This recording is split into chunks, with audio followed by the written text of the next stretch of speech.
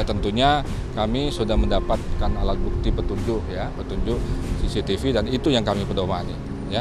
Bukan hanya cerita daripada orang tuanya Mirna tadi malam di salah satu stasiun TV, tetapi akan kami sesuaikan, akan kami sinkronkan dengan alat bukti yang kami punya, yang pro justisia tentunya. Pak, tadi soal Hani pada saat diperiksa di Dokter Budi Waluyo, apa yang terjadi pada waktu itu Pak boleh sampaikan? Nah, kalau mau nanya Hani, saya tanya nih sama dokter Didi, saya pegang dia, saya ajak dia ke ruangan. Dok, ini anak nggak minum dok, dia cuma ngetes doang dikit. Iya memang nggak ada apa-apa. Kalau gitu tolong anak saya di CT scan, diperiksa semua, di CT scan. Sehat nih anak nih, nggak ada apa-apa. Awalnya kira sempat dikira jantung dan lain sebagainya. Tapi saya begitu lihat mulutnya tuh udah hitam. Saya bilang ini pasti something wrong, mulutnya hitam kok. Apa yang dokter katakan waktu itu? Apa kemungkinan? Kenapa ini? Saya bilang gitu. Apa kopi hitam? Udah ambil air lambungnya gitu. Di air lambungnya bening, saya masih simpen. Bapak katakan punya peluru-peluru lain yang belum Bapak keluarkan. Iya. Dan keyakinan Bapak itu seolah Bapak melakukan investigasi juga. Betul. Dari mana Bapak mendapatkan peluru-peluru itu?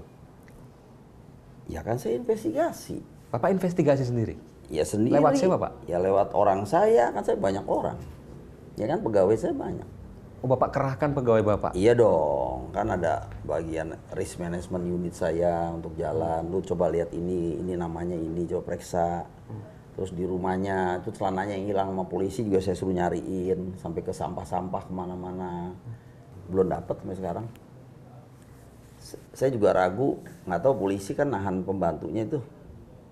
Apakah dibuang apa enggak gimana ya nanti kita tanya aja di persidangan itu pembantu. Apa yang Bapak dapatkan dari orang-orang Bapak itu? Sementara banyak juga ya. Ada beberapa hal yang saya sudah kantongin. Cuma kalau polisi itu kan dari segi hukum pidananya ya. Kalau saya dari segi kenyataan di lapangan gitu. Fakta yang kita temuin, saya lihat, saya dengar dan saya itu kan gitu. Dan itu positif karena nanti data itu akan diberikan kepada polisi. Jelas.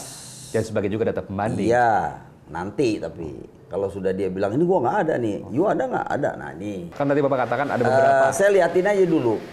Ini polisi kerja sampai mana gitu loh, ya kan? Termasuk juga data kepolisian federal, Australian Federal Police, AFP, yang Bapak juga dapatkan. Tentu kan bukan sembarang orang yang bisa berkomunikasi dengan AFP. Nah, ngerti Pak Eman. Nah itu. Jadi memang kalau orang dari mana Bapak dapat itu? Kita punya koneksi, kita punya teman. Makanya bertemanlah sebanyak mungkin. Jangan cari musuh satu. Gampang di tengah jalan. Pegang, tonjok, musuh loh. Tapi cari teman susah. Gitu. Kalau teman suatu waktu benar-benar dia mau tolong kita, dia bantu. Mungkin kalau pikiran saya sih, kalau ditambahin nih persoalan amunisi-amunisi ini ke Indonesia mati dia, ya kan? Sedangkan Australia kan nggak percaya hukuman mati. Maksudnya gimana Pak? Gini loh, amunisinya si polisi federal ini mungkin sudah ada. Dia juga nggak bisa kasih di polisi Indonesia, karena kalau dikasih tambahan kayak orang tuh ditambahin beban masalah kan? Kan pasti dihukum mati nih orang nih, udah pasti 340 pasalnya kan gitu. Maksudnya ada indikasi pidana lain dari AFP terhadap Jessica? Ya pasti begitu. Nanti di persidangan saya kasih lihat. Di luar kasus ini ya? Iya. Kalau boleh tahu terkait kasus apa Pak? Mungkin ya besar. Jangan dong. Jangan. Itu sangat confidential. Dan Pak Krisnamukti itu dia sangat serius dalam hal ini, mempertaruhkan nama polisi.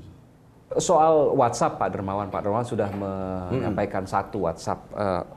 Oh iya. Segak keberatan Pak ya, saya sebutkan isi WhatsApp-nya. Ini berdasarkan keterangan Pak Dermawan. Mir, mau dong gue dicium sama lu, sudah lama deh. Itu gue mau dicium sama lu gitu. Udah lama nih. Iya. Itu WhatsApp dari Jessica kepada Mirna. Lama nih nggak ketemu. Gitu. Kapan itu Pak disampaikan? Itu dari Mirna punya handphone, ketahuan itu tadi itu satu. Tapi dari grup juga ada juga yang aneh itu. Yang menunjukkan bahwa dia punya ada masalah, penyimpangan. Ada masalah lah gitu. Ada masalah. Iya, makanya itu kita keep, itu polisi punya, saya nggak boleh bilang kan. Kalau yang Mirna kan anak saya buka aja, saya lihat ya kan. Bapak pertama kali mencurigai jangan-jangan anak Bapak juga sama, mohon maaf, mengalami penyimpangan karena ada kata-kata sudah lama deh. Iya, betul. Ya, Pak menganggap bahwa jangan-jangan pernah dilakukan sebelumnya. Tapi setahu saya Mirna itu nggak begitu. Tetapi setelah dia pacaran sama Arif dan dia nikah, itu saya tahu bahwa dia nggak ada kaitannya sama Jessica. Maksudnya Jessica boleh senengin dia seperti yang saya bilang Toys tadi, tapi ya mungkin nggak kebales kali cintanya kali, atau gimana, saya kan nggak ngerti dunia wanita tuh, tanyain aja. Mirna pernah cerita lewat saudara kembarnya atau adiknya atau siapapun suaminya terkait dengan perilaku Jessica? Itu sedang didalami oleh polisi, kan sering dipanggil makanya kan si Sandy sama selama ini tidak pernah cerita ke keluarga dekatnya? Enggak. Tapi kalau Sandy sih kelihatannya bilang nggak ada masalah sih, Mina kenapa jadi diomongin begitu ya kan gitu. Terus mereka korek-korek lagi gitu loh, masa lalunya tuh berduaan si Arif gitu kan, lagi kongko-kongko sama Hani, kita ada apa yang salah ya mesti Jess gitu. Nah itu lagi didalemin dan nanti akan diberikan ke polisi gitu, dengan bukti tentunya.